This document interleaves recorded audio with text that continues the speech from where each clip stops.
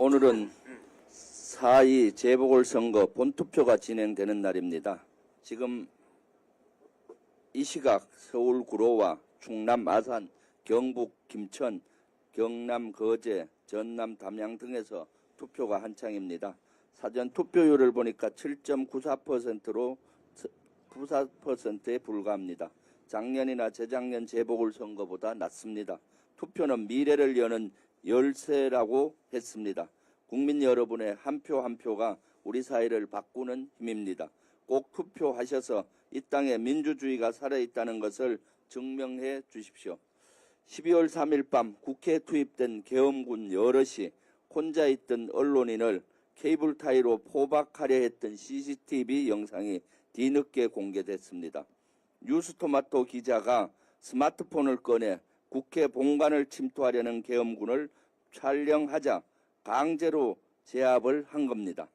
계엄군은 촬영한 영상이 삭제된 걸 확인한 뒤 기자를 풀어줬다고 합니다. 해당 기자는 생명의 위협을 느꼈다고 말했습니다. 그런데 윤석열은 뭐라고 했습니까? 시민 피해는 단 한 명도 없었다고 했습니다. 많은 시민이 국회로 달려와 계엄군을 지켜주고 언론인이 국회로 달려와 생중계하지 않았다면 뉴스토마토 기자뿐만 아니라 더 많은 시민이 계엄군에 의해 강제로 포박됐을 겁니다. 그런데 이 케이블 타이를 놓고 사람을 묶는 용도가 아니다. 국회 문을 잠그려고 준비한 것이다. 이렇게 주장한 계엄군이 있습니다. 김현태 전 707 특임단장입니다. 게다가 MBN 보도에 따르면 김현태는 계엄과 관련 조사를 받는 상황에서 해외 파견을 신청했습니다. 특히 김현태의 상관이자 특전사 소속인 A 준장이 직접 추천서를 작성해 줬다고 합니다. 제정신입니까? 국회를 침범해 조사받아야 할 대상인데 그런 자의 해외 도피를 도우려고 한 것이 아닙니까? 설마 여권 인사와 A 준장이 김현태를 회유하려고 해외 파견을 조직적으로 공모한 건 아닌지 즉각적인 수사를 촉구합니다. 윤석열에 대한 탄핵 심판 선고일이 정해졌습니다. 늦었지만 다행입니다. 특히 4월 4일은 12.3 내란이 발생한 지 123일째 되는 날입니다. 묘하게도 1, 2, 3이란 숫자가 겹칩니다.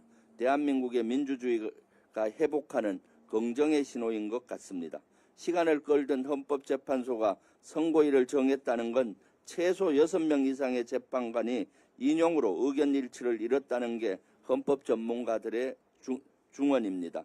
양측 대리인단의 선고 기일을 송달한 시간과 평결을 마친 시간 등을 고려했을 때 이미 만장일치 파면은 정해진 것이라 합리적으로 분석도 됩니다.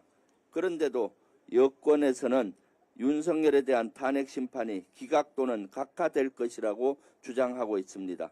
착각은 자유입니다.